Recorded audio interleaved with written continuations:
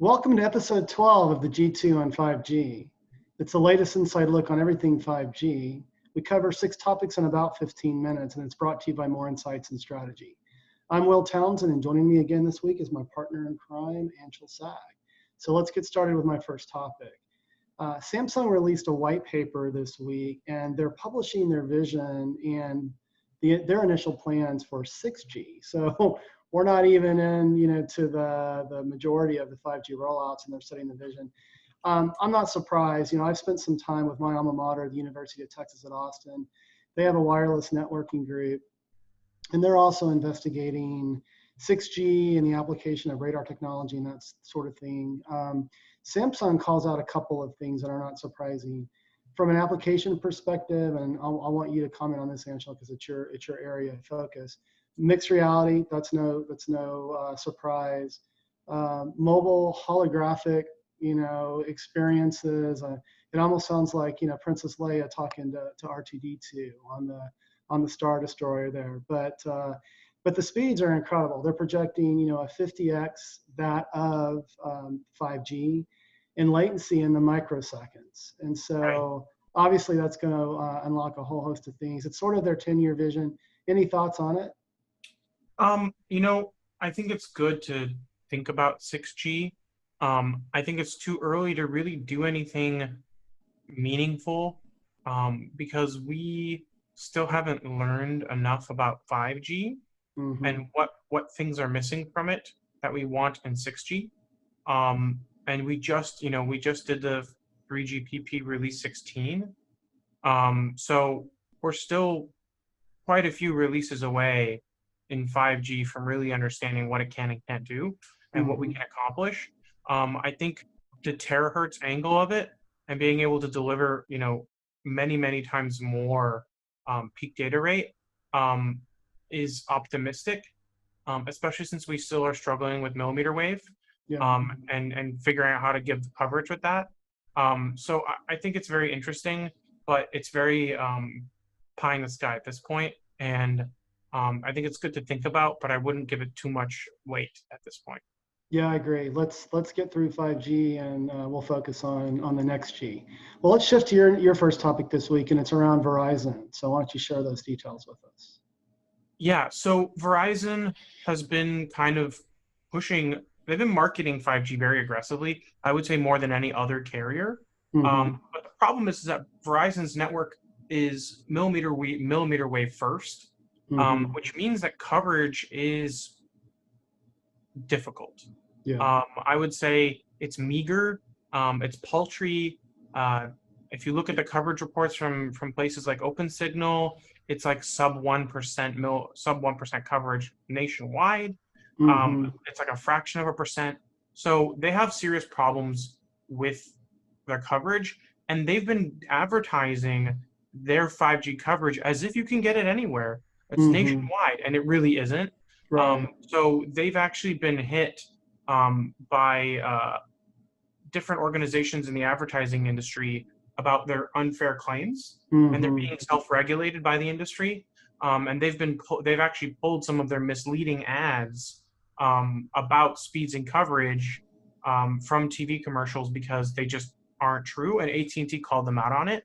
And because of that, they're actually going to discontinue that 5G service is widely available in cities across the country and broadly and readily accessible in markets where it's launched, because it isn't. Like, it's literally a few hotspots in different parts of different cities. So they really need to work on that. We know they're working on it. They're going to deploy DSS by the end of the year. That won't really help much with speeds, but it will help with coverage. And yeah, they really need to calm down on the actual marketing of it if they don't have something to deliver on it. And I think that they're, marketing and reality are just disconnected here. Yeah, and I spoke to an executive just yesterday. There was an announcement today around a partnership between Verizon and IBM, and they're leaning into IBM's Watson platform. If you're a Jeopardy fan, you've probably seen that on Jeopardy. But, and it's all around mobile edge compute, and putting 5G together with mobile edge to supercharge use cases. And she did mention that, and, she kind of used COVID, sort of as the proxy, but that they were aggressively expanding their millimeter wave coverage and a number of additional major metro areas. So I don't know if there's any correlation between what you shared and what that executive shared with me yesterday. But yeah, certainly they need to be a little more honest about the advertising of that. So let's shift to my second topic. And I published a Forbes article this week on Open RAN, and it's no surprise. You and I have talked about on prior podcasts Nokia being very aggressive, getting behind it. I think on last week's podcast we talked about their goal of delivering a total solution and interfaces by next year. We kind of cast some doubt there. What I did is I did some research and I really dug into Open RAN, looked at the different initiatives that are going on through the Telecom Infra Project, as well as the recent Open RAN Policy Coalition group that was formed back in February. And basically from the traditional infrastructure perspective, you've got Ericsson and Huawei that are sort of neutral, and you've got Nokia that's very aggressive, probably for obvious reasons, since they're sort of in last place there. And then you've got Samsung Networks that's embracing it, but Samsung has had a traditional minor position in RAN relative to those infrastructure providers. And then on the flip side, you've got the Ciscos, the Dell EMCs of the world, the Mavenir, that stand to address not a new market, but expand potentially their reach into the service provider community and go drive it. And I think it's not necessarily a panacea. I think it can reduce capex because you're virtualizing the network, but with that you bring complexity. You're bringing disaggregated hardware and software together, and you've got to manage all that. So any savings on the capex side could be negated on the opex side. So I wonder if you have any opinion on this. I think it's important for ORAN to exist or Open RAN, because ORAN and Open RAN are not the same thing. Which I've made that mistake before. But yeah, I think Open RAN is important because it allows for more competition in the market. And I think that's why maybe certain governments have been pushing for it more, because they see it as an opportunity to reduce capex. And I mean, I think that we've had so much consolidation in the infrastructure market that there isn't much competition anymore, and there has been some stagnation. And there's basically, like, if you ignore the very small players, 3, and that's really not great. And I think that having Samsung come up and having others come up as well will make a huge difference. And I think 5G might actually be that opportunity for a lot of companies to introduce themselves into the market and offer different opportunities for operators to deploy their networks. Yeah, no, good point. And just to reiterate again, I published an article on Forbes this week. It's titled Deconstructing the Impact of Open RAN. So be on the lookout for that. Let's shift to your second topic. And the UK finally weighed in. It looks like we've seen them ban Huawei within their networks for 5G, and there's going to be a rip and replace of the LTE infrastructure. Why don't you take us through that? Yeah, so that is what happened. The UK government have decided to completely ban the use of Huawei in all infrastructure. And it's actually a reversal of what they had previously said, which was that they would allow up to 35%. I think we actually had mentioned this on an earlier podcast, that we were talking about 35% being a weird number and very arbitrary. So at least the one thing is that this is a binary decision. If you truly believe that Huawei is a security risk, then you cannot have any Huawei in your networks. That said, we still haven't seen any proof that Huawei is a security risk, which is part of the problem here, because it looks much more political than it should. But if this was truly a security issue, then it would make sense. The other thing is that this has actually started a clock now, because after, I believe, December, it bans the purchase of all Huawei equipment, and all Huawei equipment would need to be removed by 2027. That's So what I read. existing gear there's already plenty of existing gear on networks. But in order to be compliant with this order, companies must remove all equipment by 2027. And that sounds like a reasonable timeline if you ask me. Yeah. There's a decent amount of equipment out there. Refresh cycles are not annual or even biannual. Right. This would allow them to amortize the cost of whatever that equipment is, and to also replace it with something new from another company that isn't Huawei. Yeah. Or I assume ZTE. ZTE is probably also in that category. But the thing is that I think this is probably a good move in the sense that it's consistent. But I'm just not convinced that it's particularly sound in the security aspect, just because we don't actually know what's happening on the security Right. side. But it is sound on the security aspect that it is removing a potential threat completely. Yeah, yeah, and I think we've heard at least from the U.S. government that to share the details would be a threat to national security. So it's sort of it's They're a both threats to quandary. national security, I guess. Yeah, yeah, and I'll give Huawei credit. They try to be transparent. They've opened cybersecurity centers in Europe as well as Shenzhen near their I still think they're headquarters. going forward with the one in the UK. And yeah, I'm going forward with the one in UK. So yeah, it's interesting, but there's probably some geopolitical motivation involved here. But let's move on to my third topic. And today, actually, late breaking news: T-Mobile announced a new service called ScamShield. And on the surface, at first, I thought, okay, robocall blocking, that sort of thing. They've had an offering in the past. This is actually a rebranded effort of an existing solution, adding some new enhancements. My big takeaways, and you and I are publishing a Forbes article. It should post Friday.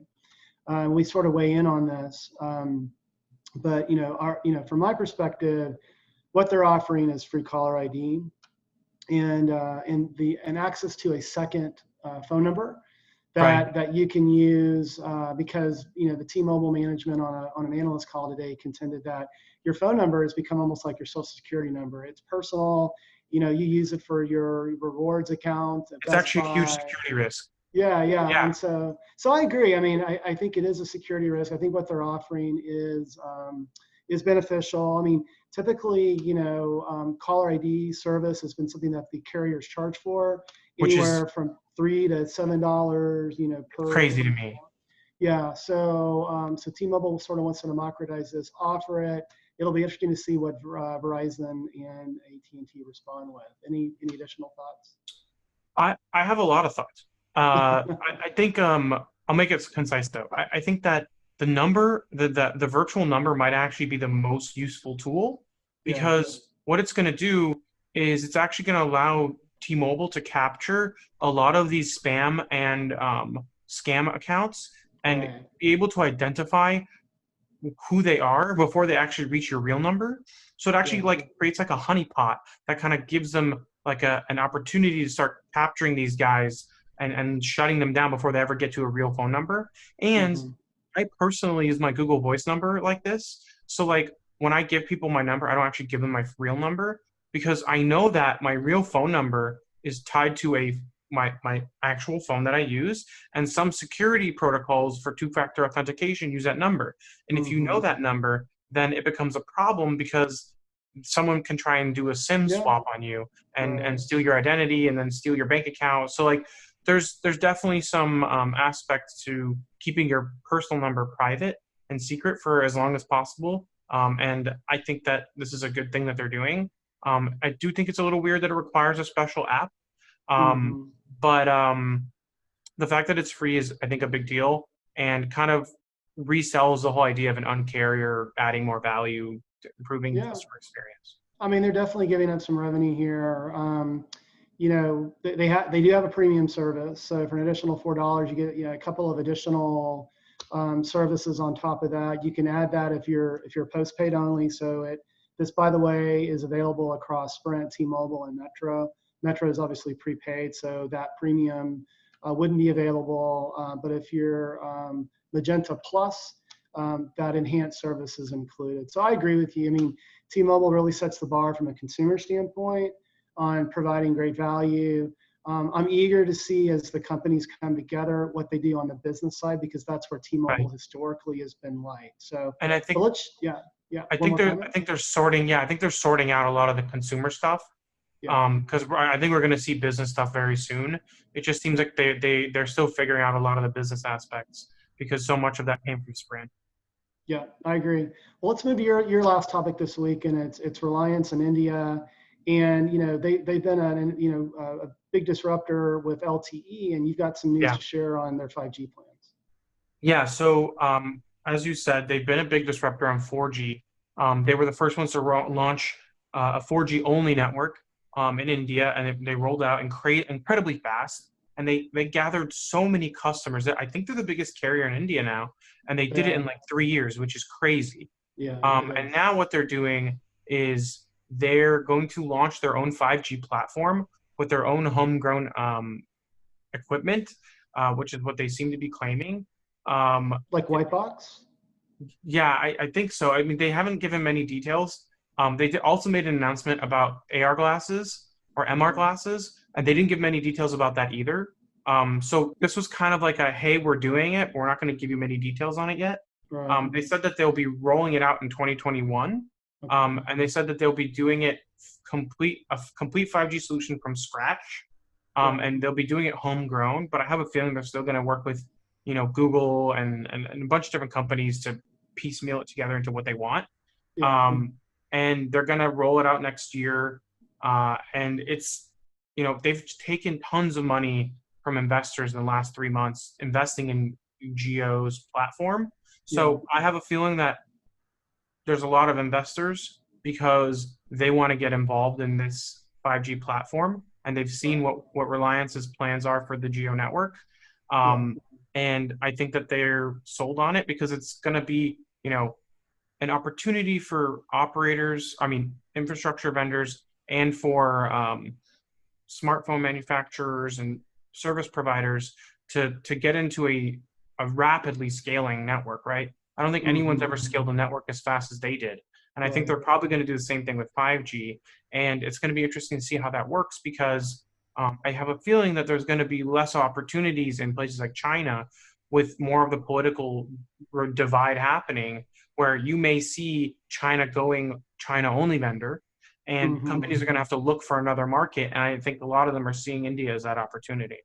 Yeah, no, I think it is. I mean, it's the second fastest growing economy on the planet right now, and the challenge is subscriber, affordability and that sort of thing as a developing nation. But yeah, with LTE, they used a lot of software-defined tools and ramped that network pretty quickly. So I wouldn't be surprised if they do the same with their 5G network. So, well, that wraps up another great podcast this week, Anshel. Why don't you take us home? Sure. We hope that our viewers and listeners for this week's topics enjoyed our conversation. If anyone out there would like to reach out to us to provide insight on any specific 5G topic that they would like us to cover in a future podcast, please feel free to reach out to us on Twitter. Will is at WillTownTech, and I'm at Anshel Sog.